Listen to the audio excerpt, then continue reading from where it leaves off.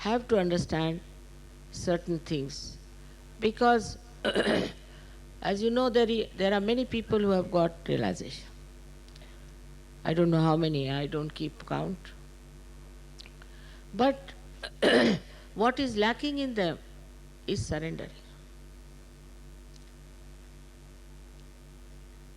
It's embarrassing to say, but it is a fact. This is the only condition of modern Sahaja Yoga, that you have to really surrender. If you start using your brain, if you start using other methods to understand Sahaja Yoga, you cannot. You must surrender.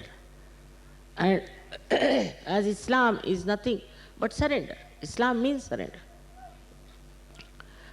And if that surrender is not there, it is impossible to establish anyone in the kingdom of God.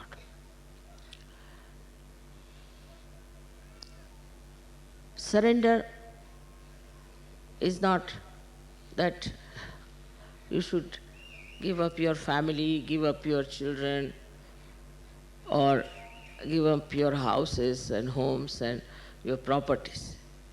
Surrendering is here, give up your ego to begin with, and then give up your conditionings. For example, the other day I met one gentleman, and he's suffering a lot. So I asked him, who is your guru? So he gave me one name of a guru. I said, he's not done any good to you. Will you give him up? He said, tomorrow. I said, why not today? He said, today. But I have to throw away all his things, so tomorrow morning I'll do it. I said, all right, do it. What should I throw away, mother? Then all the things with which you worshipped him, throw away, thrown. Then he went round the whole house, found out whatever was there, which was used for worshipping him. Everything he gathered together, threw in the sea. And then he told the sea that, I'm sorry, I have suffered a lot because of this man. Now you please don't suffer. So this kind of a very penetrating intelligence, if you don't have, you cannot give up. One sticks to that. I know of so many who find it so difficult to get rid of their conditionings. That's more difficult than ego. But then conditionings and conditionings that you have. We have first conditioning that supposing you are born in India or England or any place. After Sahaja Yoga, I have seen most of the people, they suddenly start seeing what's wrong with their countrymen, what's wrong with their country, what's wrong with their religion, what's wrong with the books they were reading. Immediately they start seeing it clearly that this was the mistake. This is wrong. They all make fun of them. I've seen people all over the world. Nobody says that no, because we are English, we are the best, we are Russians, so we are the best, or we are Indians, we are the best. Immediately they find out what's wrong with them and why these people are not getting realization.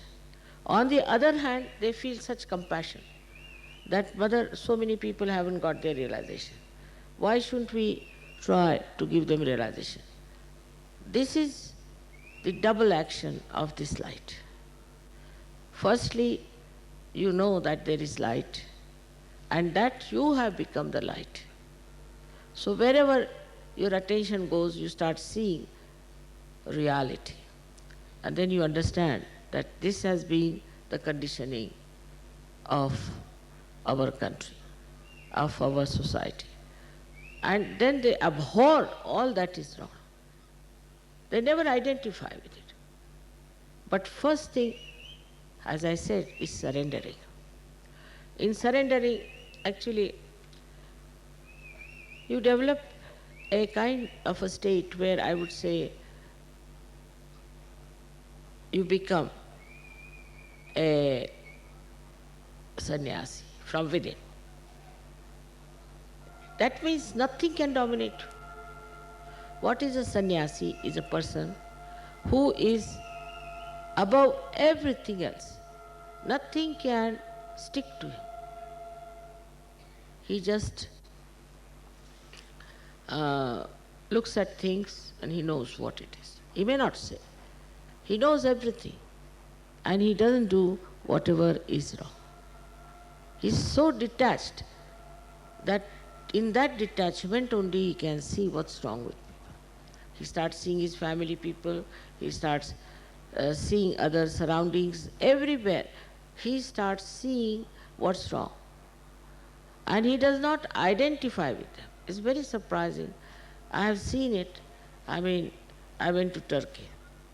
In Turkey, I met one gentleman who was running a big Swiss hotel. And he came himself to me and said, Mother, give me realization.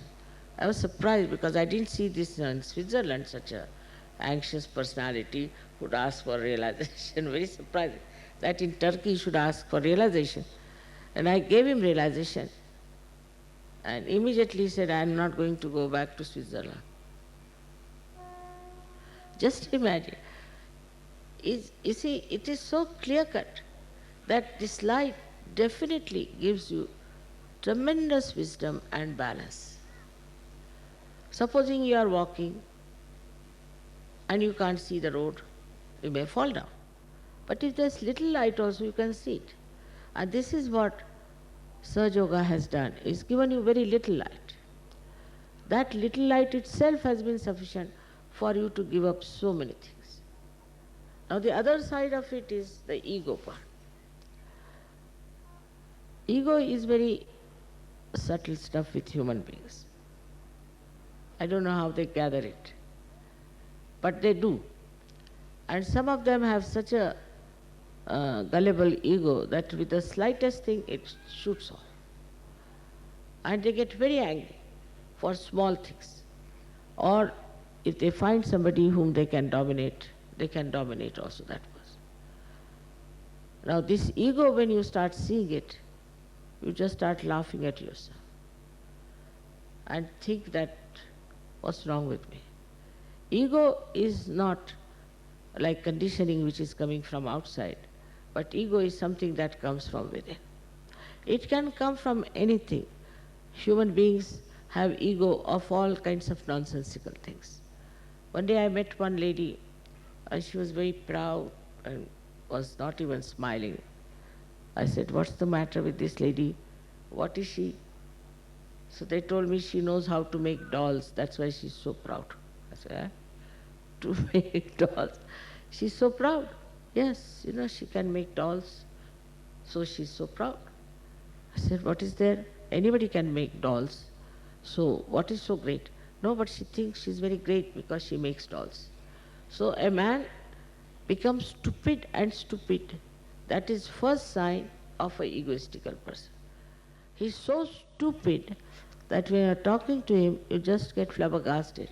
That without paying anything, you have got a buffoon before you who is showing all jokes of his buffoonery.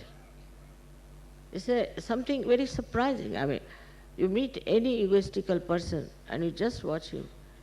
I did this, I am, I. Then you start seeing the person, what's the matter? He's not even ashamed to say things that should not be said. Then it goes even to the sinful life they lead. They lead a very sinful life, they're fond of women, they drink and this and that. Then they start boasting about that also. I drank that day so much, I had 5 women around me. They start boasting of that also. So for an egoistical man, there is nothing like shame. He'll go on telling about his nonsensical things and everybody will say, oh my God, with whom are we talking? And then whatever they do, they justify. I asked one fellow, you had such a bad heart attack. Why do you drink now? Give up drinking. He said, but even this person, Kirloskar, we have one in Pune, who is now, I think, 95, he drinks.